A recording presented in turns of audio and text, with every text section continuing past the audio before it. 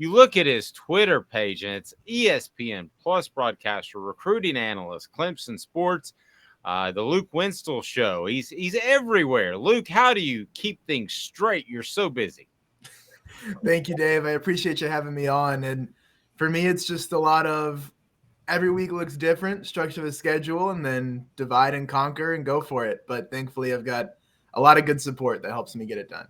There you go. Luke's appearance brought to you in part by ZulBeer.com, XULBeer.com. Zul Beer is worldwide award-winning craft beer and the official craft beer of Off the Hook Sports. So, Luke, the $1,000,000 question when I go into bowl games, and I've covered quite a few, is always, does this team want to play? Tennessee was almost in the college football playoff. Clemson was expected to be a real contender for a national title. So when you look at it from Clemson's perspective, I could make arguments that either team doesn't really want to be in the Orange Bowl. What do you think of Clemson's desire? I would say the mood gauge for me right now is this is a team that wants to be there. Of course, it's a different situation. There's some things that you have to factor in, like Miles Murphy won't play in the game for Clemson. They have a deep defensive line group, but that is something that will impact it. But in terms of the culture that Coach Sweeney's built, I would have a lot of faith in Clemson wanting to be there. I would say it's not the same that, you get up and you go for the ACC championship maybe, but I would say this is a program that at this point is happy to be in the Orange Bowl and all Orange Bowl. So I don't worry about Clemson very much with this. Can we go ahead and get this one stupid thing out of the way? Because Sure. you had Dabo Swinney say, and then you got Tennessee that's at home flipping burgers. All he meant is the system is messed up to where some people stay at home, some people have to play a game. That was the most overblown story that maybe I saw all year. I didn't think that was a shot at all. Did you?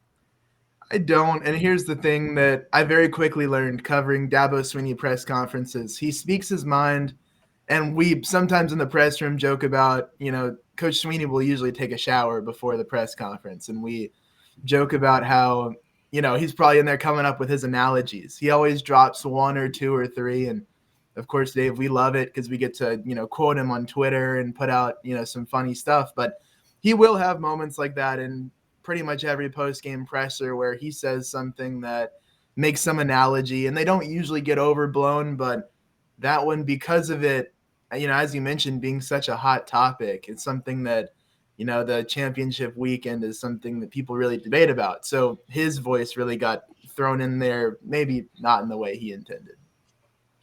So we've seen some comments about, the NIL from Coach Sweeney, and we've seen him, people say walk back some of the comments. Again, I think similar to this, it gets blown out of proportion, or people take one sentence and run with it.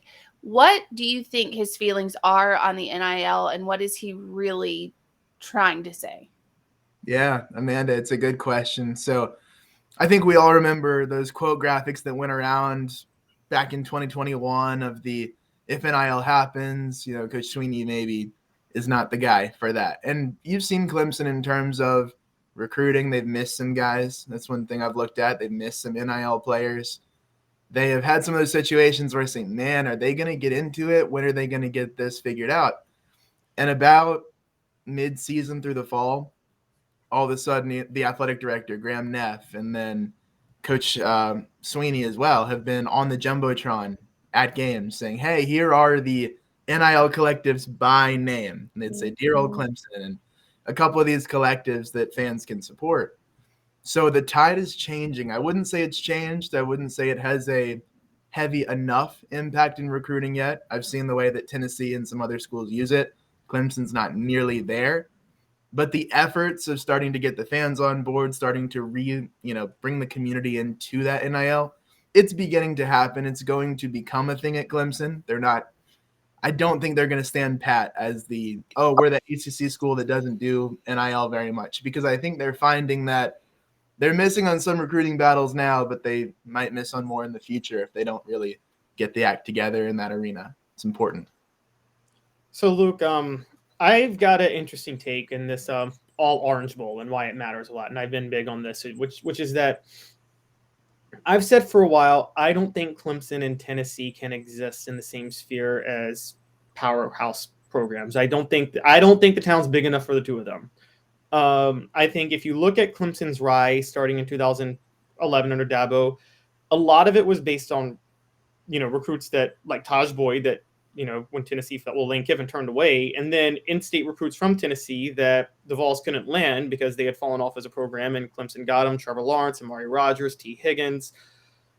I think that makes this bowl game for a consolation game, for like a non-playoff game, huge for both teams, because I want to know where you stand on this. If you think they can exist together, and if you agree that this is a gigantic game for recruiting purposes, since they recruit some of the same areas.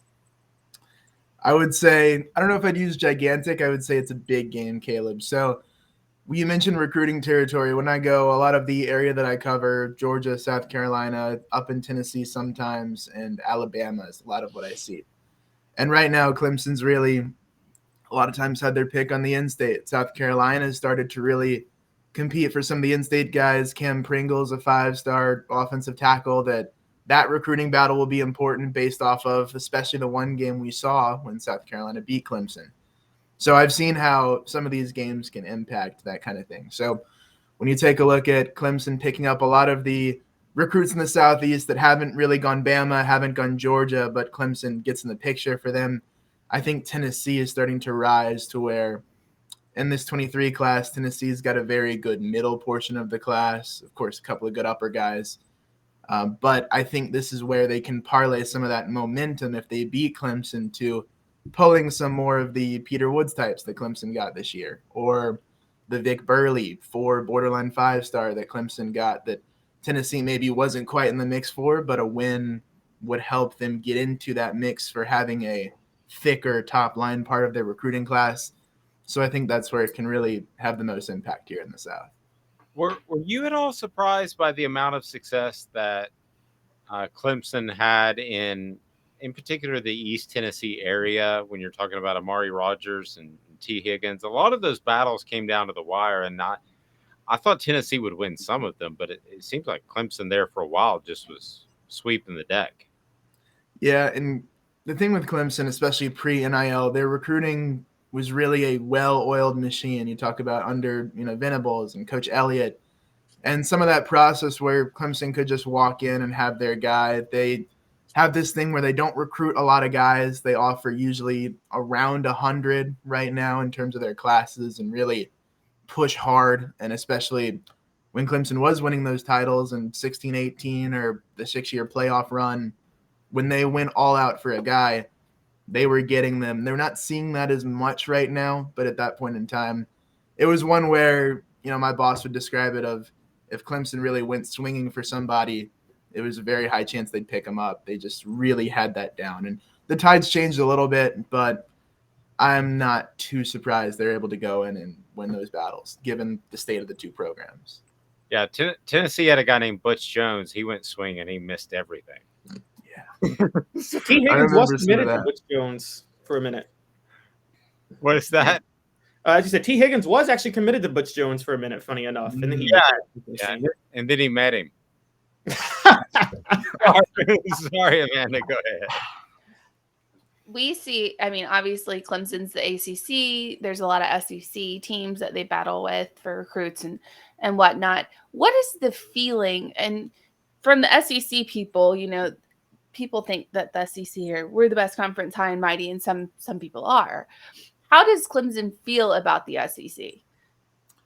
I think Clemson loves the opportunity to play the SEC in a bowl game. I do hear plenty of comments of, the SEC superiority. This is not coming from the team, but people around the press environment, people around these types of environments. When you have the games on a TV inside the press conference area and you're looking up and is that the mighty SEC and all that? Some people will joke about it in ACC media, and some people around Clemson, I think, love a shot to say, hey, we can hang with these guys. We want the opportunity to play with these guys.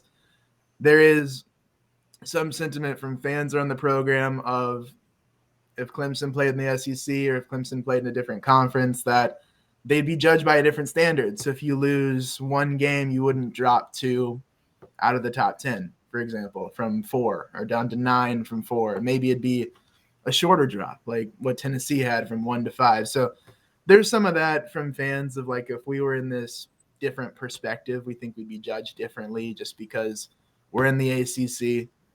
It's a different standard. And some people have trouble with that. My stance on that is, hey, you're in the ACC, you got to win your games. You got to go, you can't lose more than 1 to be a top team. And it's just how it is. You have to know you're on that standard, and you have to go win your conference, or else the college football playoff is probably not going to happen. Cade Klubnik will start for Clemson, and I'm just curious, if you were Dabo Swinney, when would you have benched DJ Uiagalelei? Yeah, it's such a tough question. I think there's something that's play into it that I think are important for y'all to know. So if you remember back to July 21st, 22nd area with ACC Media Days, Dabo Swinney had this fervent defense of DJ. And no matter what happened during the season, it would just continue. We'd say, well, DJ was good enough for Clemson to win this game, but not good enough to have DJ on the sideline in the fourth quarter cheering on Cade, getting the young guy experience because Clemson's blowing out the opponent that they probably should have been. So the thing with DJ was he was good enough to win, and he was good enough to get Clemson the double-digit wins back-to-back years. But it wasn't good enough, of course, for Clemson to get to where they thought they could have been this season. So to answer your question, I think what Swinney did to the point of the South Carolina game was good, not great. I'm not sure. Even in hindsight, I would say I would have changed that. But in the South Carolina game in the second half, we're sitting up there, and it feels almost hopeless. It was like this offense can't move the ball. They punted back to South Carolina. Defense might get a stop, and they were doing pretty well. But South Carolina's punter had an incredible game, so Clemson was getting pinned back inside their 30 pretty much every time, and the ball was not moving. It was borderline pathetic, the offense. I mean, passing for 99 yards in a rivalry game at home. And to see Cade not even get a shot in that game, I mean, you could have thrown in the punter at quarterback and gotten the same result in that fourth quarter, if we're being honest. So to me, I think in the second half, there was some point probably in the third quarter where Cade needed to at least get a chance to change the energy and be a change-up, because I'm trying to think of maybe you can help me with a situation at Tennessee that's comparable, but it seemed like the offense for Clemson was like a flat tire at times. It was very flat, the energy.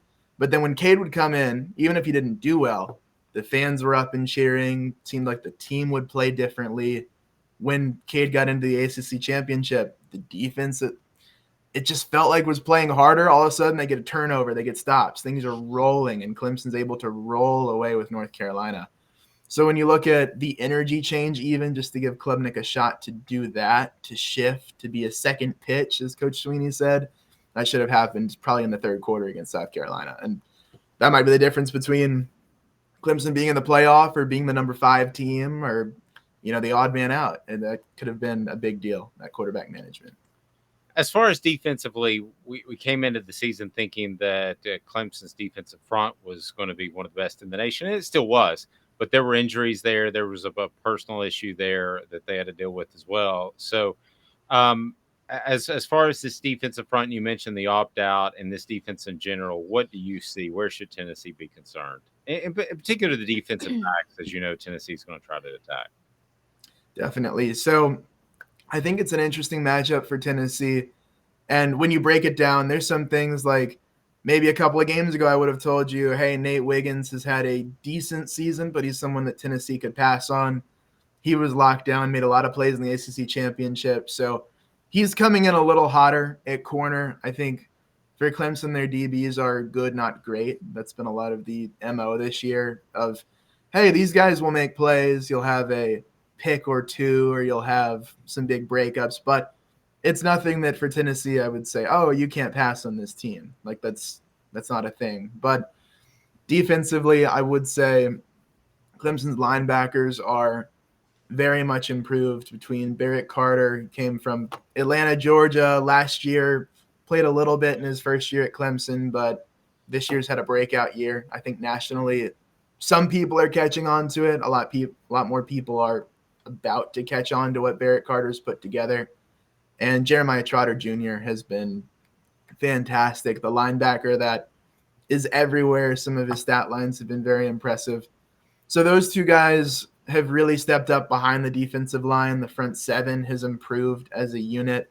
Seems like under defensive coordinator Wes Goodwin, they've come together. So the thing I'd worry about with Clemson is their depth in terms of pass rushing. If you're going to have Joe Milton or your quarterback sit back there and try to deliver some heat downfield, just know that Clemson can bring some heat. Brian Bresee looks like he'll play and might even be a candidate to return, given he didn't have a great season. There were the personal issues you mentioned. There were also illnesses involved, injuries involved. So Bresee is one that can really bring the heat up the middle. You don't have Miles Murphy off the edge if you're Clemson right now. So you've got some of your guys like Rook Ohoro that can get in, and he's going to be a Senior Bowl player. KJ Henry, he'll be in the Senior Bowl. Tyler Davis was an All-American. So the ability for Clemson not just to pin their ears back and go off the edge like you've seen in the past, but to really bring some heat up the middle, I think is where you start to worry if you're Tennessee and just have to really account for that pass rush coming at you the way that Clemson's able to bring it.